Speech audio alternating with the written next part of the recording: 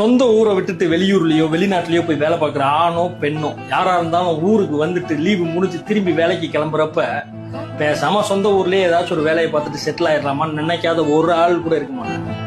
ஊருக்கு கிளம்புறப்ப அவங்க அம்மா அப்பா அண்ணன் தம்பி புருஷன் பொண்டாட்டின்னு யாராச்சும் ஒரு ஆளு நீ போ வேணாம்ப்பா இங்கே இருந்துரு நம்ம கிடைக்கிறத வச்சு சந்தோஷமா இருப்போம் அப்படின்னு சொல்ல மாட்டாங்களான்னு ஏங்குவாங்க. ஆனா அது வெறும் ஏக்கமா மட்டுமே இருக்கும். பஸ் ஸ்டாண்ட்ல ரயில்வே ஸ்டேஷன்ல ஏர்போர்ட்ல வழி அனுப்ப வர 1000 குடும்பங்கள் அழுகையோட நின்றுட்டு கவலைப்படுவாங்க. ஆனா அந்த கவலையையும் தாண்டி கடனும் கடமையும் வேலைக்கு வான்னு சொல்லி மனசை கல்லாக்கிக்கிட்டு வேலைக்கு போய் அடுத்த லீவு எப்பன்னு நாட்களை என்றதுலயே காலங்கள் கழிஞ்சு. இனிமேலாச்சு யாராச்சும் உனக்கு தெரிஞ்சவங்க வெளியூர்லயோ வெளிநாட்டுலயோ வேலை பார்த்தாங்க அப்படின்னா உனக்கு என்னப்பா ஜாலியா இருக்கேன்னு சொல்லாம நீ சந்தோஷமா இருக்கியான்னு கேட்டு அப்ப தெரியும் அவங்க பாவப்பட்ட ஜென்மம்.